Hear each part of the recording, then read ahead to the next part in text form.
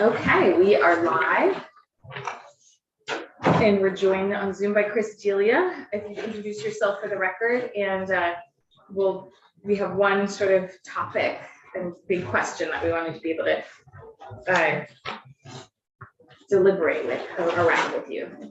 Sure. For the record, Chris Delia, President, Vermont Bankers Association. My apologies, I can't be there in person. I'm down in Washington right now at a banking summit and spending some time on the Hill meeting with our congressional delegation. Great. Well, thanks so much, Chris, for joining us on short notice. What I wanted to hone in on is the amendment from Natural Resources that puts a 3-year sunset on some of the Act 250 provisions in the bill. I want to say as much as possible that both myself and the chair of Natural Resources see the sunset as a signal that we will do more work in this area, but we also don't want people to think that they are clear of something, or for banks to just say, I'm sorry, the sunset puts a damper on the whole thing, and then have really no effect on housing development for that reason in the next couple of years as people try and maybe accelerate projects or bring new ideas forward. So we just, Senator Brock had a very succinct way of asking the question. I don't know if he wants to repeat that. I hope I can remember it. The question was, at what point are banks comfortable enough that regulatory approvals have been granted that loans can be issued to a developer without other conditions relating to permitting? Okay. Put another way, it's the sunset that is included in the bill that came over from Natural Resources going to be an impediment to lending. Very good, Senator. I'll do my best. First, let me say that if you were meeting with any of our commercial lenders on our commercial lending committee, they will share stories from their customers about the challenges and at times frustration of going through the permitting process and the tug and pull, if you will, or conflicts that sometimes exist both at the state and federal level, state and local level. So what you've tried to accomplish is greatly appreciated by removing some of the challenges that are out there in the market when it comes to permitting. I spoke with a few of the commercial lenders this morning after I had a conversation with the chair. And at this point, let me just frame that if a housing project were to come to a commercial lender, they would look at that project. And one of the areas that would be taken into consideration, obviously, is the fact that they would have to get the necessary permits in order to move forward. That would be in any condition letter that would exist between the bank and the project developer, the person seeking financing. Their comments this morning is they would not really see that change. They would love to see they would love to see more predictability, more stability in the process, so that if you get to a certain point and you've met certain benchmarks or thresholds that have been delineated, and you no longer have to go through Act 250 permitting, that's very helpful. But the bank is still going to have a conditional letter that states you have to have your permitting in place.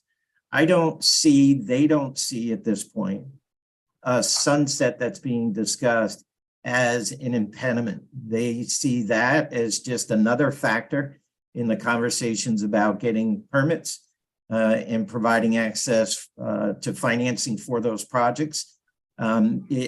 Nobody indicated that threshold or that sunset, if you will, is going to be problematic from a financing perspective or being able to finance projects out there. It's still going to be conditioned. Do you have to get state permits? Do you have to get local permits? That's always going to exist in any conditional letter in order to finalize the closing of the deal. They can get conditional approval, but in order to finalize the closing, they're going to have those permits in place. Senator Harrison. Yes, thank you very much for being here on short notice, and it's nice to meet you. Nice to meet you. So the sunset is a new item, and so what we're trying to do, what we'd like to do, is have a very solid definition of what condition a proposal needs to be in, so that if it's in that condition prior to the sunset, that its approval extends beyond the date of sunset. That's my It's exempt from understanding. Act 250. Right, exempt from Act 250 and possibly other things that we're not even aware of. But I mean, there are lots of different conditions. But most importantly, exempt from Act 250 or keeps its exemption from Act 250 is maybe a way I would say. It doesn't become exempt, it stays exempt. But so projects are obviously in various stages of development. There are financial reasons why something might not pencil out or look good, or but it would be really helpful if the banking industry had a suggestion for what condition would be useful for us to consider to identify when a project should be able to cross that threshold. That is a very difficult question, Senator, that I can't answer for you at this time. I think, again, on its surface, the banker would say, whatever conditions are decided upon, it would include in its letter to the borrower that you have been given conditional approval for the project as long as you have in place the necessary permits to move forward with that project. It's not us to say what those conditions are. That is between the developer and the municipality, the developer and the state. We hear the frustration from our clients who have spent a lot of money to move forward with projects and get to points where they may just reach so many obstacles they can't do that. If we're able to remove some of those obstacles while still maintaining what we believe is proper development and the values that we've created over many years with developing in the state, I would struggle, I think, to get an answer from our folks to say, here are the exact conditions that should be met. Our folks would say, the letter will be conditional upon you having your permits in place, and basically all the better for you if you've met those conditions and you don't have to get additional permits under Act 250, or you're exempt from further review by Act 250. But I don't think I could give you a concrete answer on what those conditions should be. Chris, do you tend to set conditional approval, or do your members do that before appeals, or do you often wait for a certain set of appeals to run their course, like the first appeal? No, it's not tied to any appeals process. You, Madam Chair, come in with a project to the bank. We're going to review that project. We're going to look at all of your numbers, your cash flow, your projections, your costs, et cetera. The bank's going to make a decision based on the factors that they have. You have probably not even begun the permitting process. And what you're going to get from the bank, if it all works out, is that letter of approval with conditions. We're doing that before you've even gone down the road, most likely, of applying for your permitting at the state or at the local level. It wouldn't have anything to do with appeals.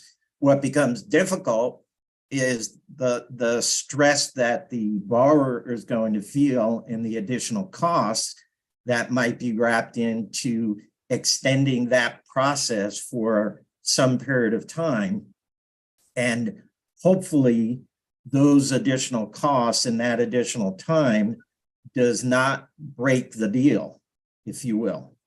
because we don't know how long it might be. We don't know how costly those appeals might be to the developer. So that it would not be based on when the appeals are occurring. That conditional approval is going to be much earlier on in your process for development.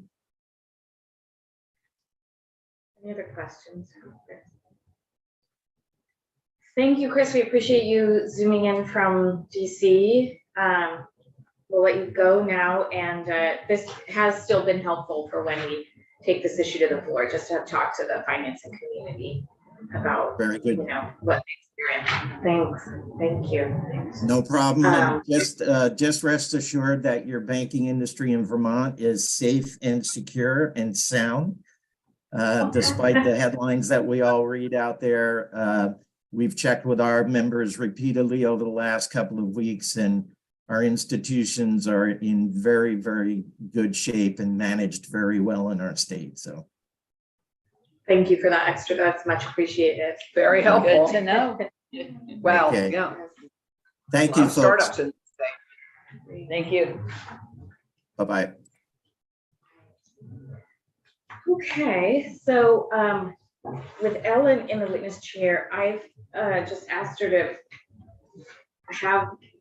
have ready some language that we started working on in the last couple of days, just so we have something to look at and poke holes in that relates to some of these sections. And I think between her and Scott, they very kindly put together a folder of everything we would need to be looking at. And this is the, Yes, oh, right, probably waiting for me to. yes, I wanted to say- make sure you give were, permission for Yes. this to be handed out. That's fair. And Thank you. this is, you know, I think I'm learning now that I always thought if it's your bill, you can do a further proposal of amendment, but not if you don't have possession of the bill. So No, we can it all was- put our names on this. Right, it was a committee bill, so it therefore has to have individual names on the amendment. Okay. Right. That's what, So I'm not, we don't have to do that right now, but I just wanted to get this language so we could look at something. and this reflects our conversation yesterday. Our conversation and our yesterday. efforts to further define particularized interest. Yes, we can go through it with Ellen. It has 4 instances. It touches on 4 areas that I looked at, Okay. and we can reference the other And we amendment. can- There's at least, Did we finish going through this with Ellen? No, we didn't. For the instances of amendment. no, we can do Should we that. do that Yeah. first, maybe? Yeah. And then move to your Sure. good work? so Ellen Tchaikovsky, Office of Legislative Counsel. Yes, this morning I tried to make sure you have all the documents in front of you. So you'll have S-100 as you pass out of your committee. Then there's the Senate Natural Resources Amendment, which is draft 3.1, which is what we were discussing yesterday. There's also the summary of that amendment. And Scott just passed out the Ron Hinsdale amendment. And then additionally, yesterday, the Senate Natural Resources Committee passed another amendment. That is the Bray amendment, which you should also have in your folders. But yesterday, we were talking about the Senate Natural Resources Committee amendment, which is draft 3.1 dated 3/15. Got it? And we were talking about a few different areas, but I think we left off talking about the appeals and the 10-person appeal. I don't know if you want to start there or if you want to move on to another section.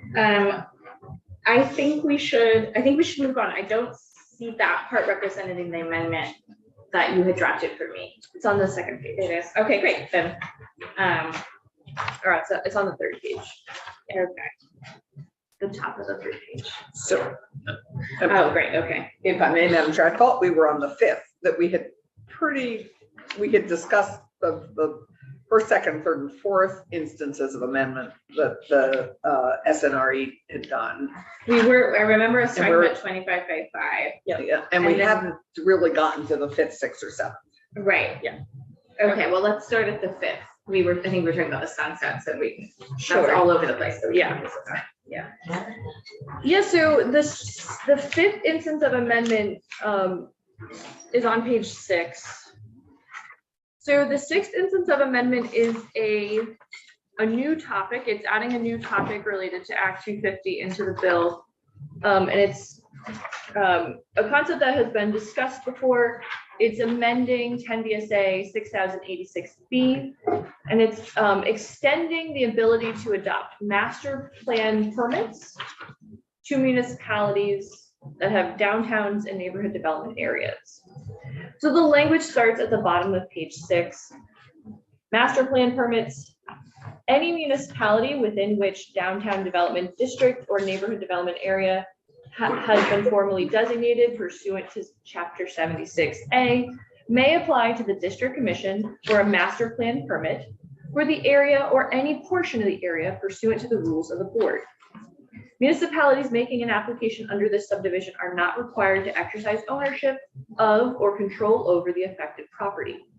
Subsequent development of an individual lot within the area of the master plan permit that requires a permit under this chapter shall take the form of a permit amendment. In neighborhood development areas, subsequent master plan permit amendments may only be issued for development that is housing. In approving master plan permit and amendments, the district commission may include specific conditions that an applicant for an individual project permit would be required to meet. For master plan permit issued pursuant to this section, an application for an amendment may use the findings issued in the master plan permit as rebuttable presumption to comply with other applicable criteria under Act 250. So this language is new to this section, however, it does exist elsewhere. So master plan permits are currently used for industrial parks, but they are also available for municipalities that have growth centers. So this is a process municipalities with growth centers have been able to use for a while. But this would be extending that same process to towns with downtowns and neighborhood development areas. That's great. That's right, this is good. Senator Cummings. How many towns have growth areas? 6. 6. And do you know what they are?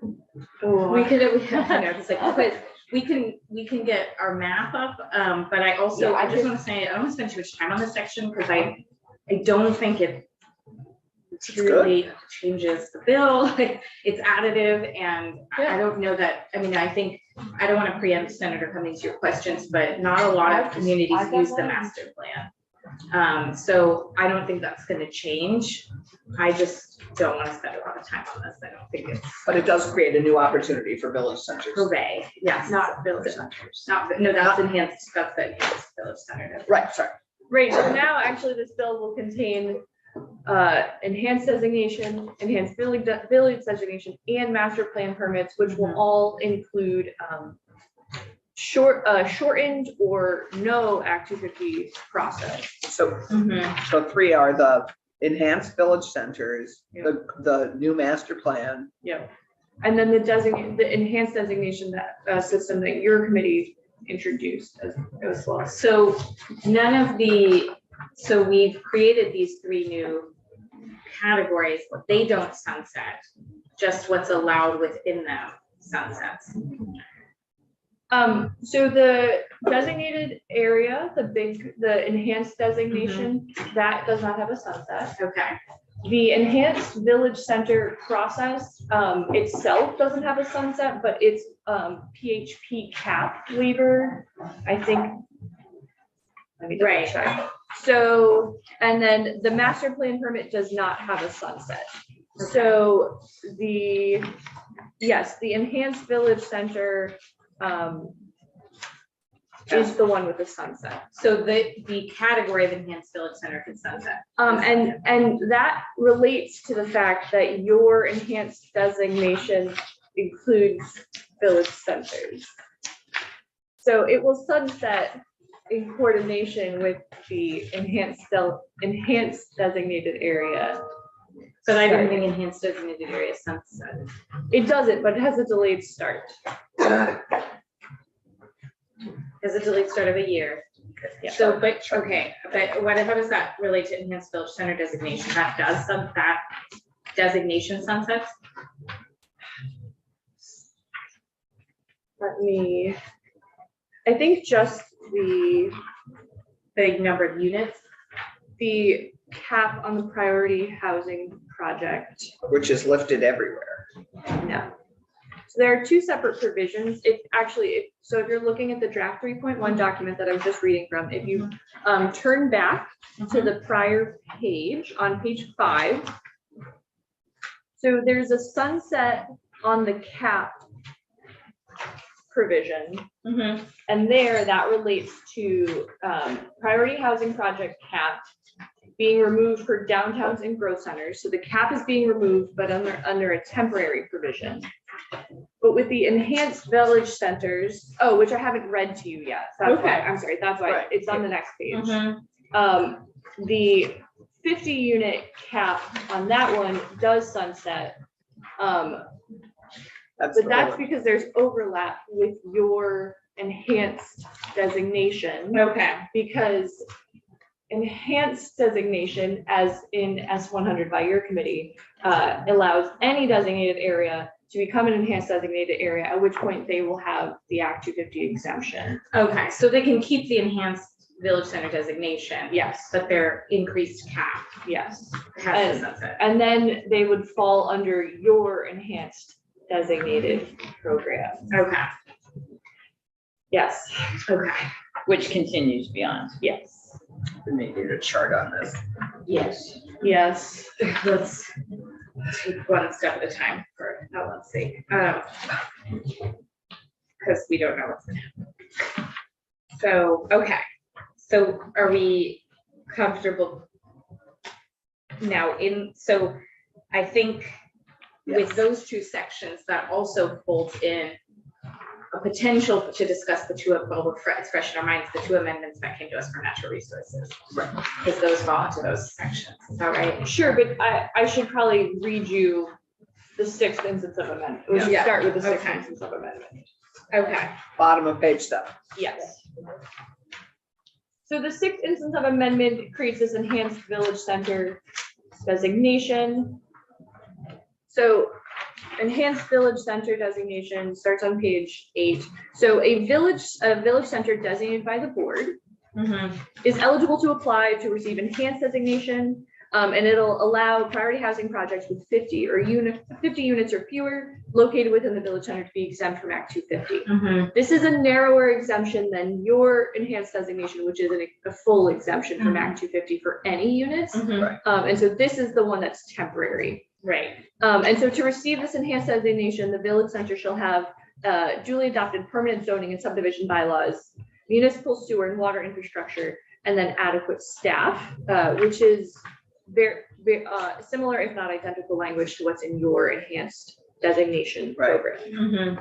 And then related to that, further, this restates the exemption. So down on line 16, notwithstanding any other provision, until July 1, 2026, no permit or permit amendment is required for a priority housing project with 50 or fewer units located within an enhanced village center.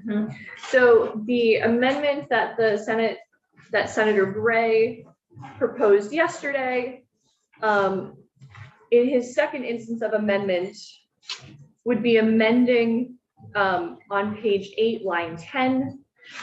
It's adding some flexibility to this so that to receive enhanced designation, a village center shall have at least one of the following: municipal sewer, community or alternative wastewater approved by ANR, or a public community water system. Right. And so that That's is helpful. a more flexible standard. So it's sewer or water, Right. and it That's- could be alternative wastewater. Very helpful. That is helpful, particularly for village centers, which is where it is. And the rest of the Bray amendment is adding neighborhood development areas to the place where the priority housing project cap is lifted, and then adding that same water and sewer related language to the NDA All requirement. the ors instead of hands. Yeah. Great. That's very helpful. Very helpful. Okay. Well, potentially before we move on, I don't know, one of the big kind of things that we'll need to discuss too is there are areas where there's one sentence that says, we're striking this section and we're turning it into this section, and that we need to know what we struck. Because I think that's, in question, like if we knew everything we were striking. So if you want to start with that, so just to add the village center and designation, the enhanced village center, what they did was they struck out section 17 of S100. So if you want to look at that, that is on page 23 Of the original. of the original. Yeah. So sorry, I'm operating from this, so what, It's section 17. it's still 23? Yeah. Oh, well, No. I don't know if it's 23, It is but page, it's, I think so. and Senator Clarkson, you will have it in your folder if you like. Oh, the whole, Yes, I because this think is the so. same thing. Yeah, Well, we have other copies of Yeah, the bill, but It's I think section it's still 17. page. It is, section- you're right, it I is think still it's still the same. Oh, Yeah. Still the same. Alright. Page 20. Section 17.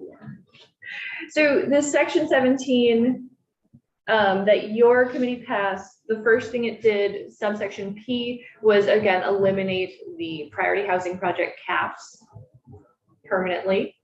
The Senate Natural Resources Amendment does remove the caps temporarily. And asked to look at it. Yeah, 3 in years. 3 years. So it does include the removal of the cap, but it's only for 3 years. Right. The other thing that your language did in section 17 was add a new subsection Y, and this is what you have been referring to as the conversion language. So it was no permit amendment was required for the construction of 24 units or fewer of housing. When you went from industrial, commercial to residential. So Right. it actually doesn't say that. Okay, That but- was the, I thought that's what you said those two, the conversion was. So I did point out when we were going over it though, that Yeah. that's not what it says. And Uh-huh. so it is broad, it's slightly broader than that. So Okay. obviously, commercial and industrial would be included in that, Uh-huh, but it also could include residential units. okay, So a permit for an existing residential, I do think not. So it doesn't specify it in that language that you. okay. So it was Did I- broader than just Yeah. conversion. It could have included additionally residential purposes. Okay, was there a way that we could have clarified that we meant commercial or industrial or? Yes, you Okay, could just say it. yes. okay. So the Rom Hinsdale Amendment does say that. Oh, okay. Okay. Okay, like, well. But, Okay, I do think I pointed that out when Okay, we were okay. working on it. fair. Okay, so that was struck, and I will say the time that, the one day we were sort of reviewing all of the changes and sort of not reflected in the summary, not blaming anyone, I had not realized that piece was struck. It's okay. I didn't realize other things had been struck in the bill either, so it was a lot fast. Yeah, so So that's in the amendment. it's in the amendment at a smaller scale, Okay, sitting within the current. So, and then I guess we'll get. Oh, right, we'll I get the see that. amendment Okay, and cool. ask If Yeah. that is a material impact for, if they were already allowed to do 9 units without a new permit. Or no?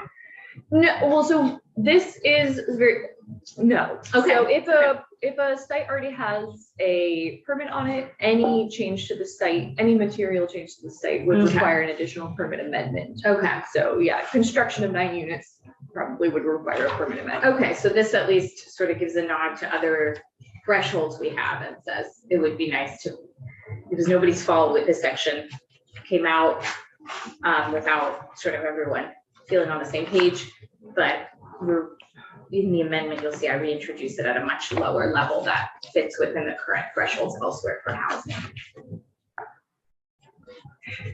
So I would just add, I think the Senate Natural Committee struck it on purpose. I know they struck it on purpose, but we did not know that Right, the day we okay. discussed. It just didn't say anywhere. We weren't like, I think I asked what got struck and that didn't come up. So it's, again, it's no one's fault, but that's why I've introduced it at already a very compromised place to discuss with Senator Gray. Okay, So I'm a little lost. Are we still on Y? Are we still on That the would- conversion? yes. Okay, so, Mhm. so we did not include specific commercial and industrial conversion. Are we wanting to consider adding that to your amendment? That's what the amendment does. Okay, it does. It's okay. the very last paragraph Okay, of your so when we amendment. do it. And it's more clear Great, and, okay, great. Sorry, I had to just. no worries. Yeah, it's complicated. Yeah, we're jumping around a lot. Yes, Yeah. but still orderly, I think. Where do you want to go next? I think the 6th instance of Senate Naturals Amendment. Okay, unless people have questions about the 5th instance. I just have one suggestion. We use enhanced designation in 2 different places and it means 2 different things. I just think for clarity, it'd be nice to have another word. We don't need to talk about it, but that would be a request. I mean, unless you think Well, I don't It's know, if not we a- don't talk about it now, I don't know when to Okay. talk about it, so. So, I just think we need a different word.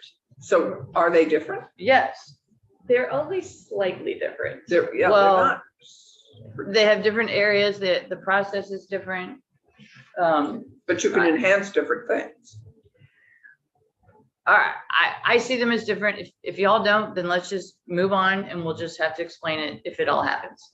I could see the other concern, which is if we use 2 different words, we confuse ourselves in other ways. I mean, in both circumstances, we're saying, if you get an enhancement, you can unlock new privileges. Oh, They're different types of privileges. Right. But if we call them something else, I mean, I think you know when you're going through that process, what you're gonna access if you seek an enhancement. hopefully, we'll just have, I agree that they are both enhancements, but where you end up are 2 different places. Your rights are different. But if we're comfortable with that at this point, that's fine.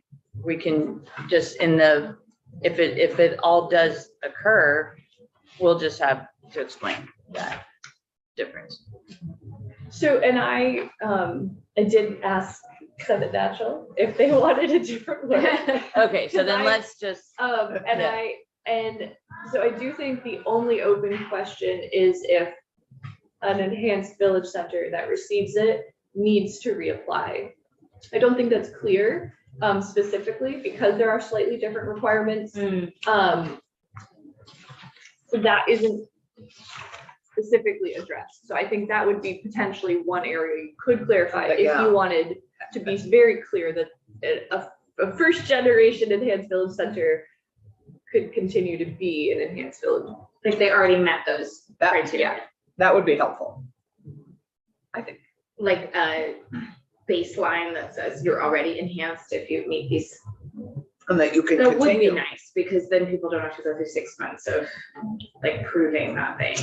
And remember that we're in the context of their reviving and reviewing all the designations, period. Mhm. And all these Right. names are gonna possibly change, right? So that's one of the other Exactly. things that they did discuss in Senate Natural. Mhm. Yeah. And we discussed it briefly here too, but that's work is ongoing, so I wouldn't put too much weight in Yeah. what the names are because it's all about to change. right, and if that group sees a value in having 2 different names for these 2 different Sure. processes, that's fine. Yeah, Yeah, and so I'd let it go Yeah. with that. Got it, I'm good. okay. You are good. We already knew that though. Are we ready to move on to the 6th? Yeah, let's do it. Or the 7th. So the 6th instance of amendment is the enhanced village centers. Oh, okay, What? here on my sheet, it says it's the wastewater permit connection. Yes, that's what my sheet says. The 5th says enhanced village centers. What's the date at the top of your page? This is 15th. 15th of March. This one, your summary. We're looking at the natural resources amendment summary. That's the wrong summary document. They might have given us a new one. Bummer. That's But good. the- The long We trousers. have a new one in our folder that also says 15th of March. Does it So say draft this- 3.1 at the top? 3.1, Oh, the 3.1. that's what we don't have. Yep, sorry, that's probably. Do you me. want to see what we have? No. So it's just. No, she says, don't invest in it. Or what should we be looking at? You should just be looking at draft 3.1 of the document because Alright. I can try to Okay. get Scott Scott, maybe on the Senate Natural webpage, you could get the summary doc. So or what I would could the send summary it. document say that additional, So the, to know What- that it's the right one? so they It would have a 3.1. They got rid of the 7th instance of amendment on your document. Okay. Right. Yeah, they did, yeah, I remember seeing And that. so the, and wondering. the 7th instance of amendment in the amendment they passed is the wastewater language, so I guess it would be the 6th instance of amendment on the summary document. Okay, so we can just Okay. cross off the last one. There's no effective date change. Oh, it's too bad because the LCT supported it. Okay. And it was 3 things you supported, so that was good. So that we So lost that. 7th instance of amendment is deleted, and is everything else on the January 15 or March 15 amendment summary correct at this point? I mean, presumably not, so, Okay, Presumably I'm- not. yes. Well, We the should just throw summaries it are away. probably correct, but the, Depends the on- I'm- number, Okay. Well, I will get that to you. I can look on the Soon as website. possible. Just base question, since I've been trying to enact the 6th instance of amendment for over 20 years. we're talking about the wastewater connection. Yeah, they substituted H 332 to study what are RBES and CBES. Well, so I was going to walk you through that. Why don't we walk through that and then you can determine if there's something missing from our summary later, but, okay. I don't know, or unless you want to try to email something to Scott right now. I don't know, I feel like you all are a little more confused than I would prefer, so if I can get it to you. Okay, there we okay. go. I Do you want prefer to? not to, I Let's- prefer not to read something that we know is not right, Yes. because I'll just confuse it further. That's fine, I mean, it's on me, so can you just Copy, make copy copies. it? Not the back, please. It's all my ramblings from this. I love your rambling. So yes, if you're looking at the document, the actual text of what Senate Natural passed. So there This is draft their 3.1, amendment. Which is a 13-page document, right? Yes. Right, Mhm. Okay. Correct. Here's- And we're on page, Draft 3.1, yes, at the bottom of page 8. So the 7th instance of amendment in their amendment removes what were sections 24 and 25, which were the wastewater connection permit sections. Okay, and tell us why they did I can try to answer that too. that. Okay, So I think I forwarded it to some people who asked that question, but Senator Bray, instead of going to maybe managers in these communities, he went to wastewater staff, and particularly the South Burlington wastewater manager, who is leads some kind of consortium of wastewater professionals. And he shared with me what that person wrote back, which generally seemed in support of the chain of non-duplication. But he was further asked, are you prepared to do this? Could you be delegated this responsibility right away? And he said more about how he'd have to get back to the legislature about, how equipped they are to be delegated this responsibility solely. What I'm struggling with, and maybe Karen can help answer, is I don't know if we were talking about full delegation or not in our bill. That seems to be that was the crux of my concern about where he said, we're not ready to do this because the wastewater people aren't ready to do this, but I don't know what this is. Karen?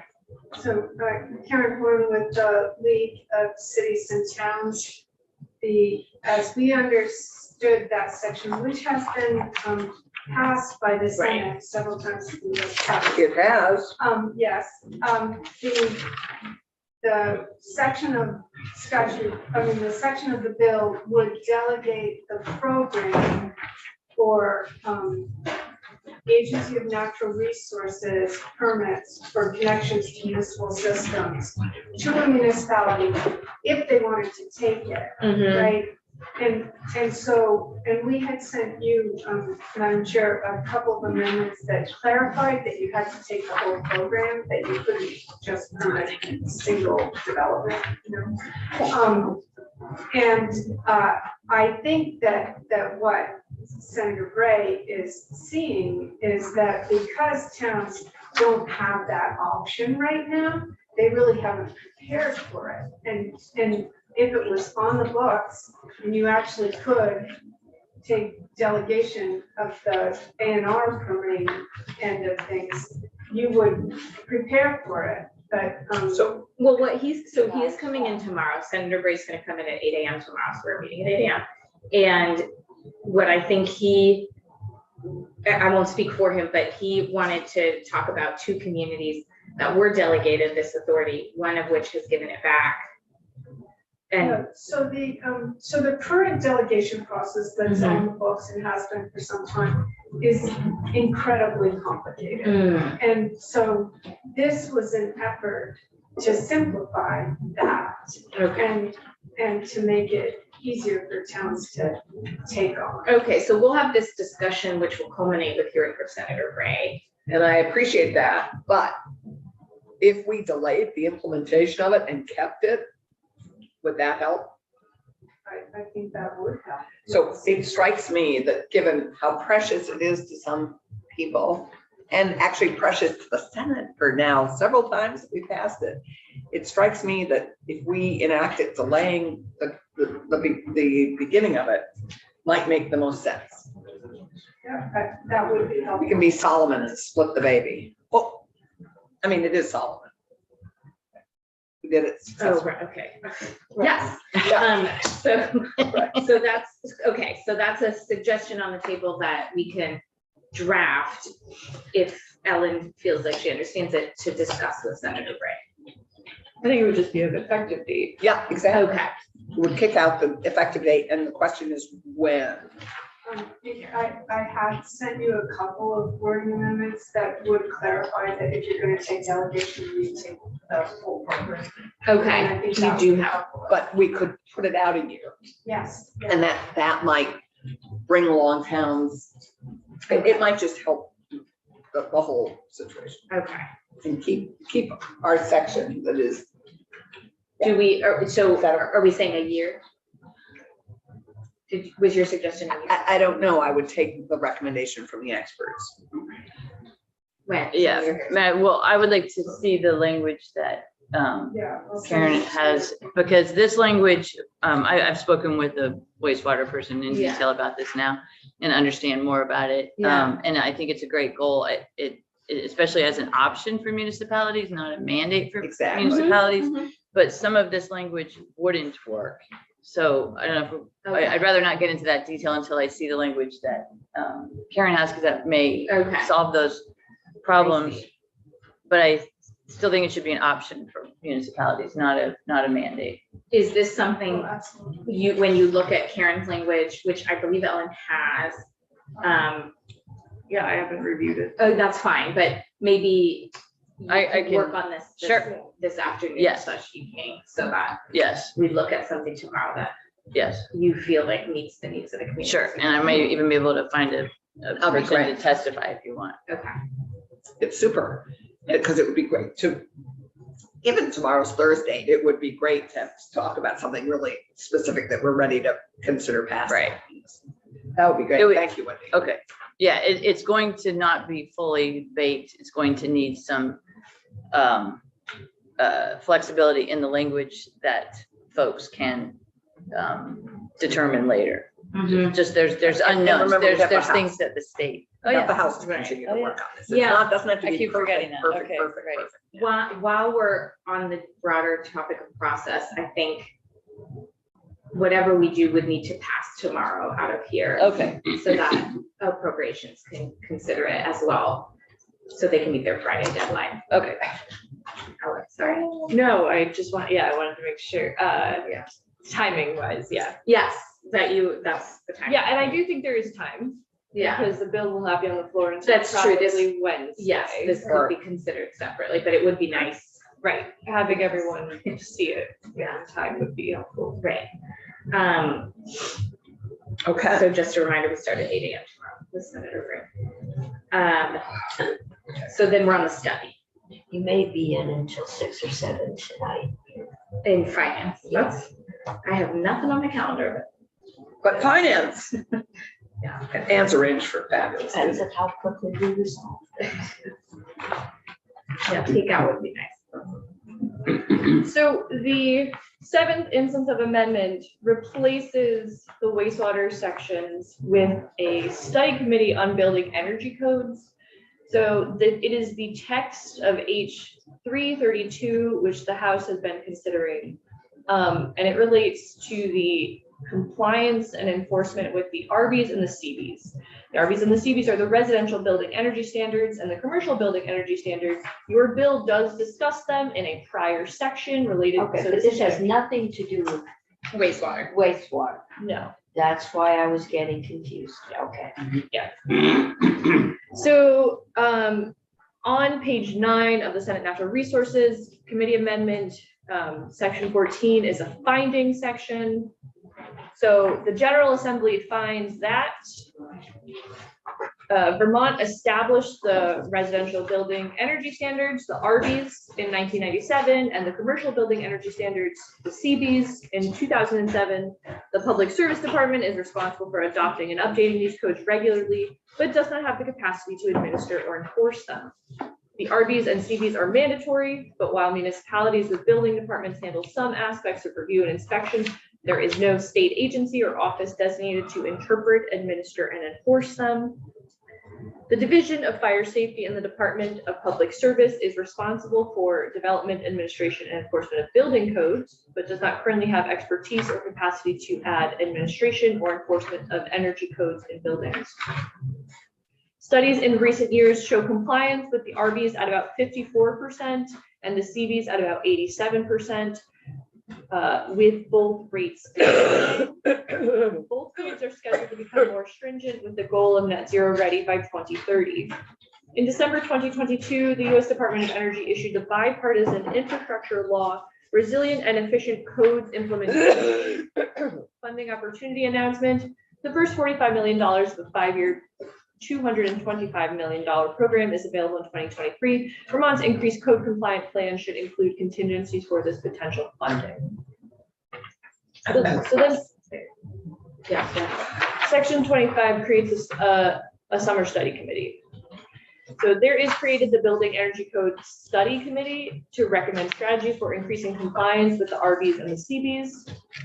The committee shall have 15 members with applicable experience to include program design and implementation, building code administration and enforcement, and Vermont's construction. The Speaker of the House shall appoint 3 members, including up to 1 legislator. The Committee on Committees shall appoint 2 members, including up to 1 legislator. The remaining members shall be as follows: Commissioner of Public Service or designee, Director of Fire Safety or designee, a representative of Efficiency Vermont, representative of the American Institute of Architects Vermont, representative of the Vermont Building and Remodelers Association, a representative of Burlington Electric Department, a representative of Vermont Gas Systems, a representative of the Association of General Contractors of Vermont, a representative of Vermont League of Cities and Towns, and representatives from a regional planning commission. The only utility on there is Burlington Electric. So it's Burlington Electric, Vermont Gas Systems, and Efficiency Vermont on there because those are the 3 efficiency utilities. Seems like they're leaving a whole lot of utilities out. Yeah, so the intention was to have all of the efficiency people in the room. And Burlington Electric serves like Burlington. 30, no, they serve more than Burlington, maybe 30 or so communities. Not necessarily, I don't know what the full utilities, but they have, maybe their efficiency utilities serves more than, I just know in the past, we've talked about how Burlington Electric is not just Burlington. So the powers and duties, the committee shall consider and recommend strategies to increase awareness of and compliance with the RBs and the CBs, including designation of the Division of Fire Safety in the Department of Public Safety as a statewide authority having jurisdiction over, for administration, interpretation, and enforcement in conjunction with the department's existing jurisdiction over building codes.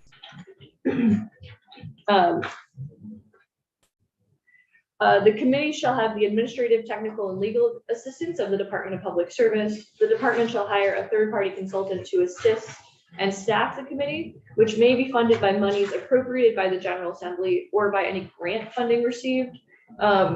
So the sponsor of the bill in the House, Representative Scott Campbell, has testified that, and I don't know specifically who is making this application, but there was an application for some of that grant funding that's mentioned in the findings to pay for this study. So they have already, I guess, made an application to have the federal funds fund this study. Anyone talk to the Department of Public Service about their ability if there's no grant money that comes in? So there is an appropriation on this. There is.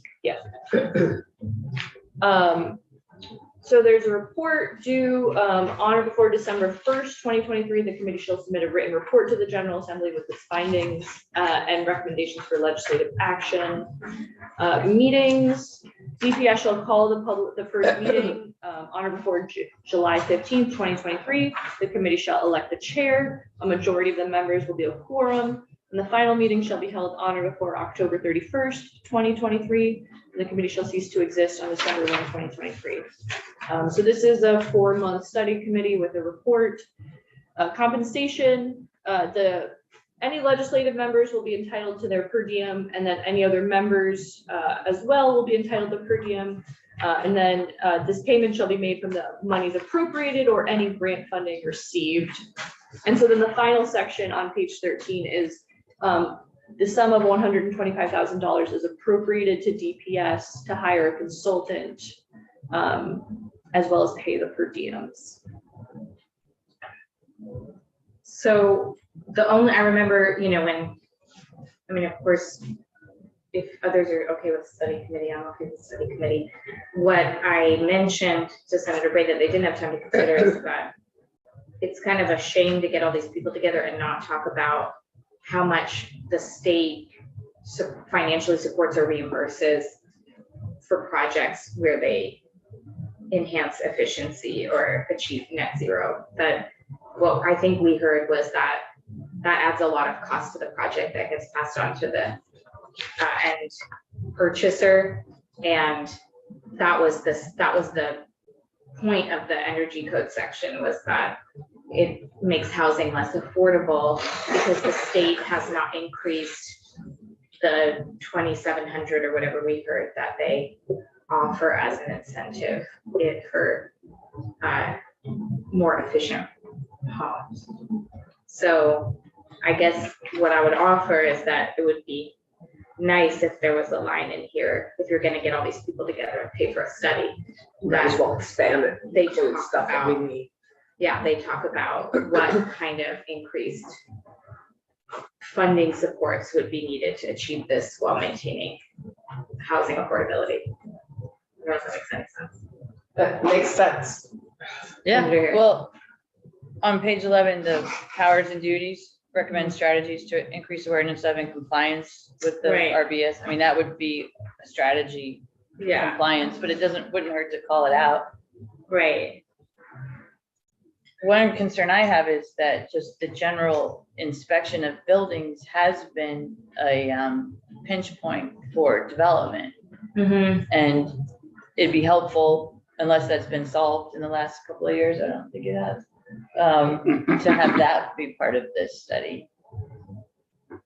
We just don't have enough folks available. And we've added to- some in our work last year. Right, We so added some. but maybe it has been solved, but again, if you have all these people we got together, That's mine. I So mean, like a work. or just have the process be studied too. So I would just say, by way of background, a number of studies in the last 10 years have been conducted in this space, the most recent of which was in 2021. And that looked at alternative ways to comply with this by having home energy ratings done voluntarily. There was also a compliance study a few years before that as well. and the results. I mean, I could get, the reports are available. And did they come up with a way to reduce the cost, which is what we're trying to ask? Oh, so, well, That's a separate. I mean, I have a separate response to that as Yeah. well, but,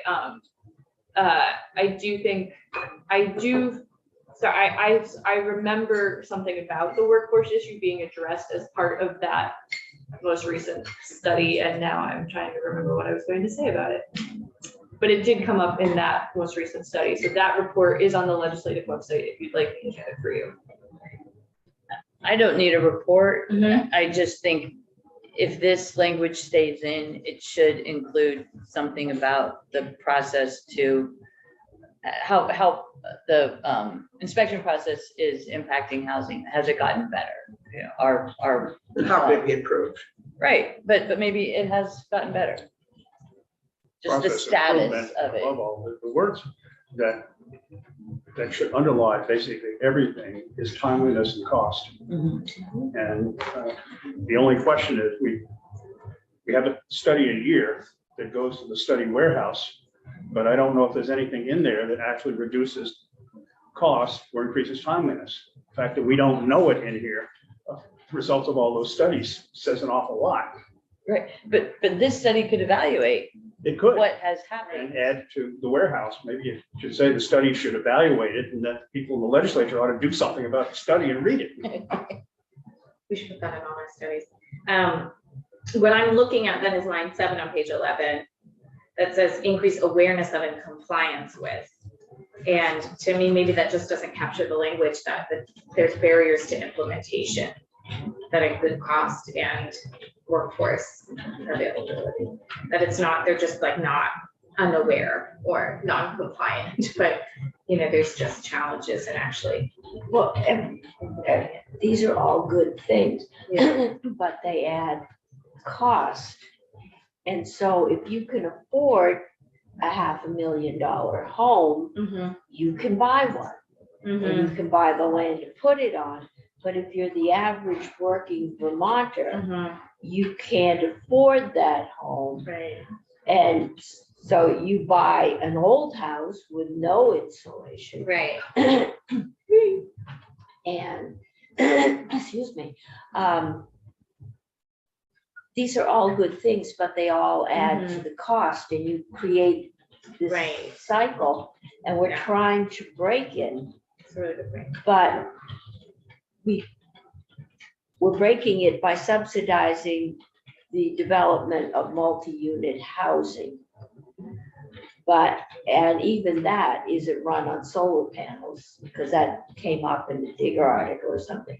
And I was told it's $40,000 a unit Yeah. to do solar panels, which already a private developer couldn't build that housing and rent it at anywhere near the rates we're renting for, and covers costs and might make a profit. So we want to do good things, but good things cost money, and we have what we have. Right. It's a very good point. So in C, it sounds like we want to talk about what is the added cost of compliance with RVs and CVs, and how does the state subsidize that, or whatever, that's not the In right order word, to but get, in order to keep housing down to an affordable, I mean, the studies I've seen said that the average person can afford between $200,000 and $250,000 Right, for a house. yeah. Um, This is where Maura would have language, but Yeah, do you enough, or do you need us to be more specific with what we're seeking in C?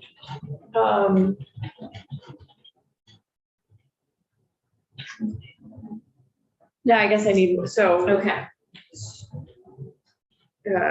So I where think are we so, first? if I would just take, all right, so on they'll 9. consider and recommend strategies to Mhm. do something with the RVs and CVs. I think we're saying ensure that it doesn't drive up the cost for low and moderate income Vermonters, or that including it's strategies to keep address the that cost. housing affordable. Yeah. To ensure efficient housing is affordable. Yeah. Including cost and workforce challenges. I mean, that's also what you were wanting to address. Cost, workforce, and time. Time, Right. time is a critical factor for Yeah. all of us, because every time you add an additional Right. step, an additional set of reviews, an additional set of processes, you Yeah. take the timeline out. Right. And that is, that's what we're really talking about. Right. So we could add a sentence as the committee shall additionally consider workforce costs and timeline in some, in how this impacts the availability of housing. I mean, I don't Yes. We know don't if we wanna- want to say affordable. If we want to incorporate doing the right thing, as Ann says, we want to Yeah. incorporate and make sure all our houses they're built are efficient and all our new commercial spaces are, but we don't, we want to make sure that that can be done in an affordable fashion and in a Right. timely fashion. Right. Can I ask Ellen a question? It says including designation of the Division of Fire Safety as a statewide authority. I think they already are the statewide authority, right? Or so, No. so is is this legislation saying that this division should be designated that? I think it's strongly hinting that. So, I mean, I would even make that a separate sentence. You know, we could put the affordability stuff and not delaying housing in the first one. And then just say, the committee shall consider designation of the Division of Fire Safety. Oh, like just grammatically so. Right, right. One sentence. Well, Yeah. I like it. because that's a pretty big deal and it's very specific. So I think it deserves its own sentence. Okay.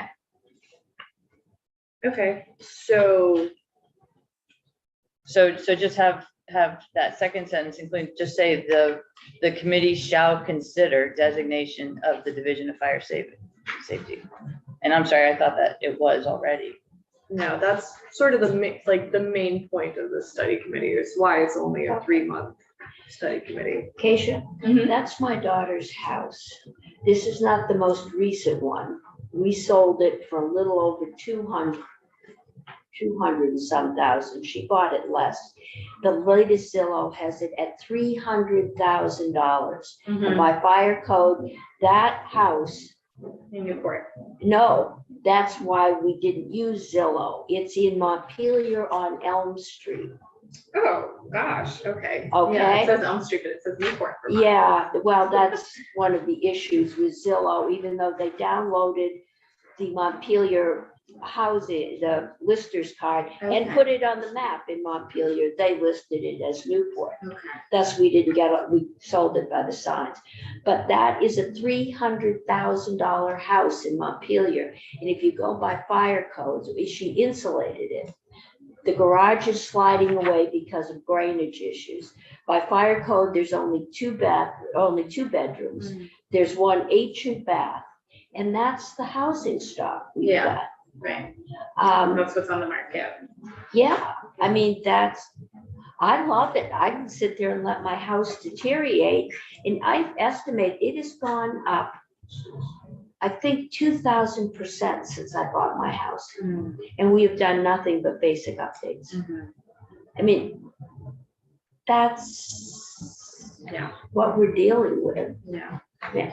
I wish she'd lived long enough to realize the profit in her house, but Yeah.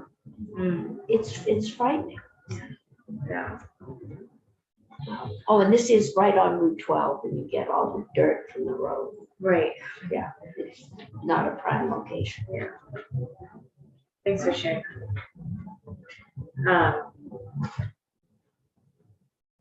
Okay, so do we have some direction?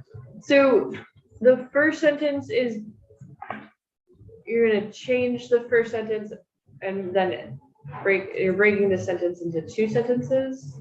And so the committee shall consider and recommend strategies to increase awareness of and compliance with the RVs and the CVs. Which includes analysis of impacts to cost, timeline, and since they're workforce, or cost and timeline.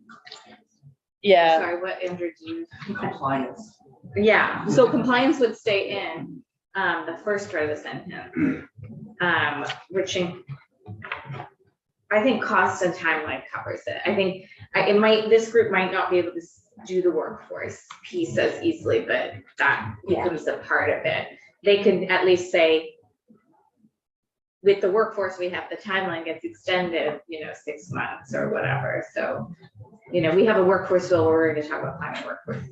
We've got workforce issues everywhere. Yeah, exactly. It would be like a lot to ask them to sort of solve for that. I'm sorry, I don't like to belabor things, but when I just found out, I didn't realize that Division of Fire Safety would be given additional responsibilities in this. That's the intent, or the intent that actually Right. be considered. Yeah, And my concern is that they may not already be able to manage the responsibilities that they have. right.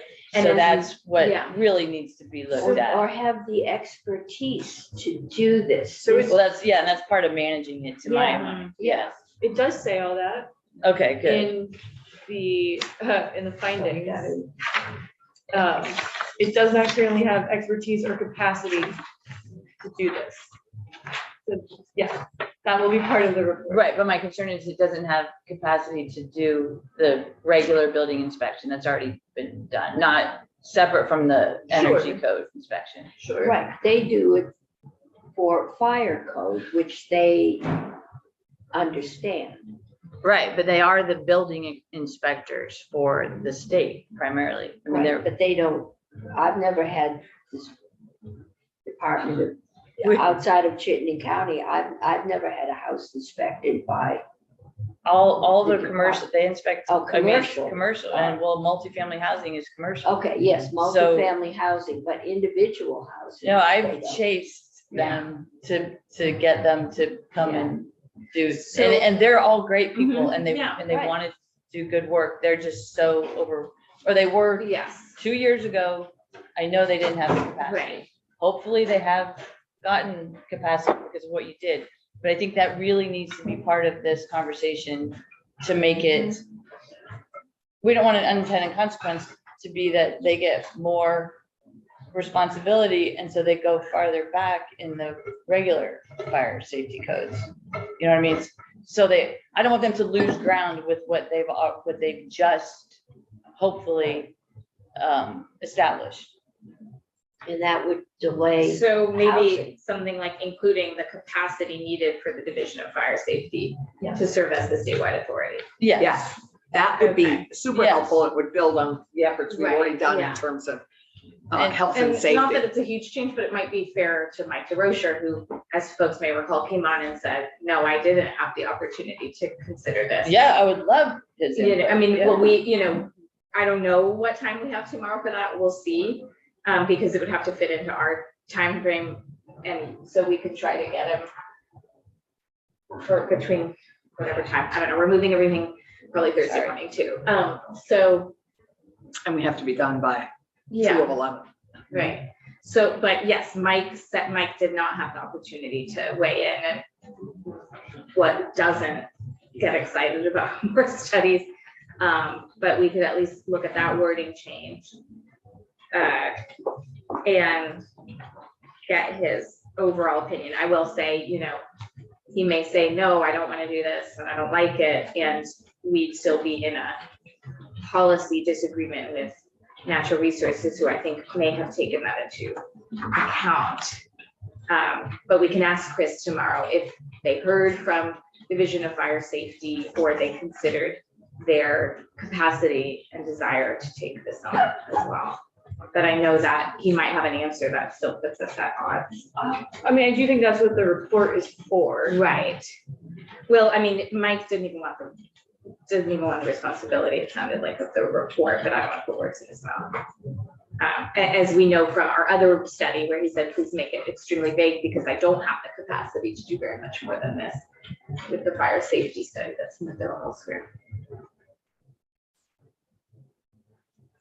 And he has, however, as we know, been about to report it, our firefighter bill, he has also taken the responsibility. That's to right. Yes. The task force and looking at the Right. cost implications of screenings for our firefighters. Yes. We've given him You're right. So that gets us through the amendment. Yes. And even has included the Second Amendment. Yes. So if people are okay with it in our last 5 or so minutes, we could start to turn to the amendment that I'm putting on the table, so we have some language to look at. Yeah. Sorry, I was talking to Scott. Do you want to say something? No, else? Okay. I'm printing. Oh, okay. Sorry. Does he know I'm what that sorry, I means? apologize. Okay. That amendment. Too many amendments. to it. It says I know. Keisha at the top. Yes, that's what I'm looking. Right. No, we're gonna have to be super organized with this.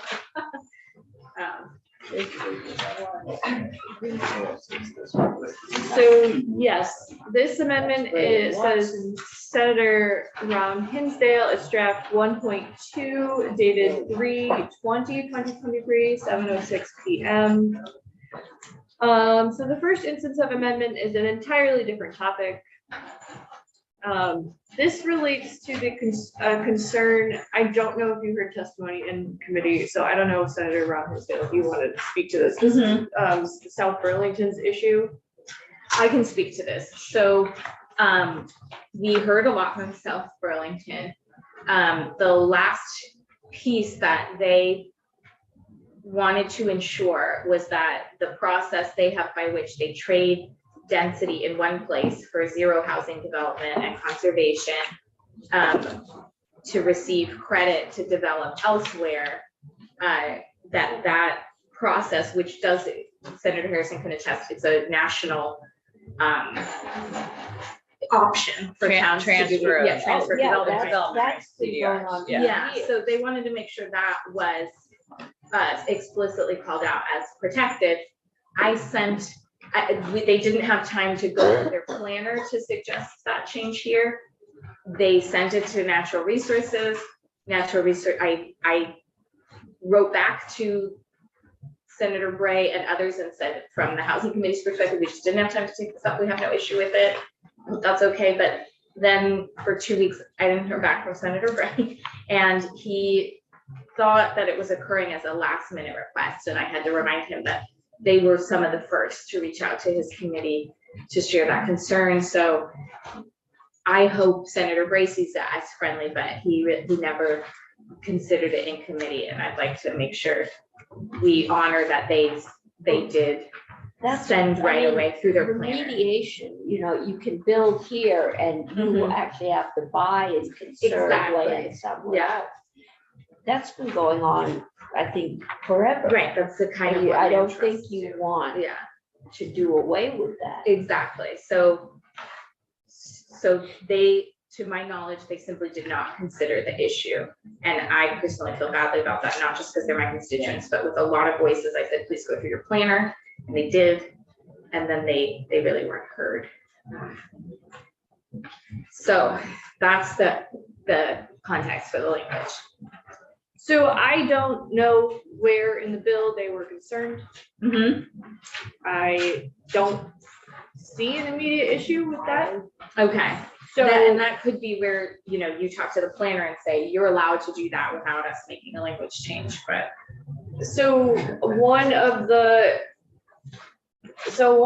A piece of language I came up with to potentially address it is, it starts on page 1, but goes into page 2. This is where you define water, sewer and water service areas in the bill. And so I've added a new subdivision 8. And so on page 2, that's the only change on line 7. So as part of defining the water and sewer service area, they could exclude areas of planned unit development or subject to development, transfer development rights. So when you say exclude areas of planned unit development, what I wanted to make sure of, which I felt like I had agreement with leadership in their community, was that this wouldn't allow for very low density. It would allow for them to conserve that land using transfer of development rights. So I don't know if we need to say provided that no housing will be developed. This was to say they can use TDRs to conserve land. They can't use TDRs to give someone one home for 10. acres. Right. Senator Harris. Just, I would suggest, because TDRs are governed by lots of law and they already exist. And I would say it could even be a taking if we tried to change something with existing. So I would just let the natural resources folks know about it and say it should be considered. But not put language in and let the House deal with that, because it's, I mean, I would get a real estate attorney here to talk about that.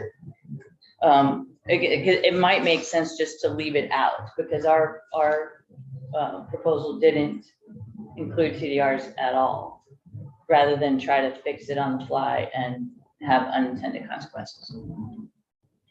You look like you want to say something, or you don't, I don't know.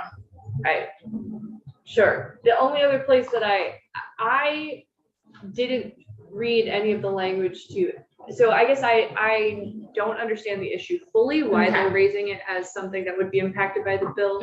So this was my best guess, but I don't know if what I wrote reflects what you just said.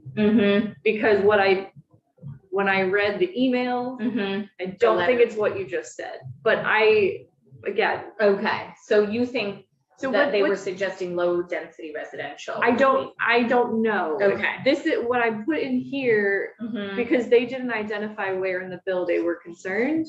So I put this in the area for I think this was the area that it would make the the most sense. water and sewer. Okay. Yeah, they were concerned about water and sewer. Okay, and so by adding it here, Right. these areas would not be required to meet the 4 units per acre. Okay, so I would only, the only agreement I would strike with them is where transfer of development rights creates areas where no new housing is developed. Okay. But that, if you think we can just let it go, if you feel like it's. I just think it's more complicated and we ought to know more about what we're doing, Mhm. because the Just ask the house. because some areas get more development, Right. but they just get it in a more compact Right.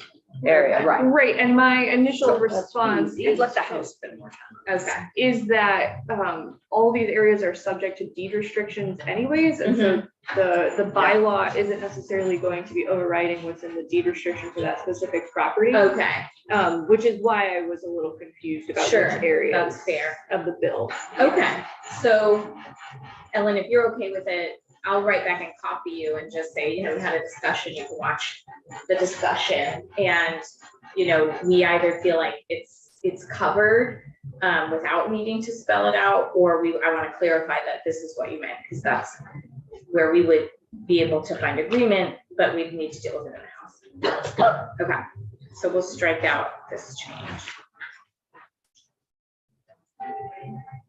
Well, we got somewhere. Yeah.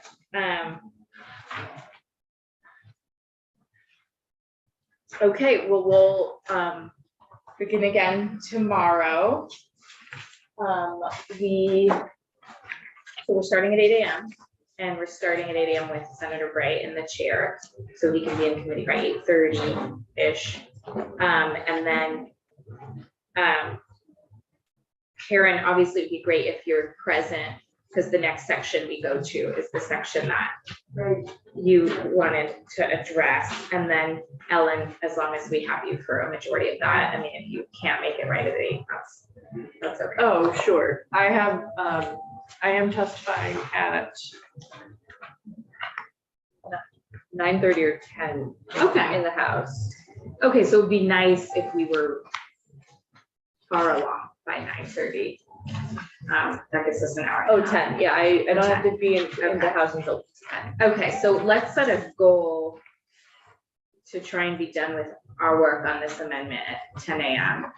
because we lose Ellen and we should try to be done on Thursday. So if people, you can look at this amendment that I've introduced, you can look at the areas we discussed. Ellen, it sounds like you have a little bit more work to do for us to look at a new amendment. I also A new version of your amendment. Yeah, and I want to make sure somewhere in here we have language to poke holes in about the sunset. did you feel like that we weren't ready to? Yeah, Is it in there? that's the third instance of amendment, no, that's in the fourth instance of amendment, that would be Z, although Okay. depending on what your specific intent is. Okay, That was my attempt to make that language perpetual. okay. Okay, so we'll have to understand better, but that's where we put it. That's kind of like how we would, a possibility of framing it that way, so that worked. Something just raised just an issue that I would like to Okay, have us directly address tomorrow. That is whether the ultimate effect of the changes made by natural resources has any effect in undermining what we're trying to do by increasing housing to deal with the housing crisis. And if it does that, then I think we should oppose the amendment. okay, I well, think that's that's a the whole, bottom line, and that's what this is really all about. right. So what I would say is I don't think we need Ellen for that discussion. So we can look at this final amendment, and before we take a vote, we can, and we'll have Senator Gray in the chair.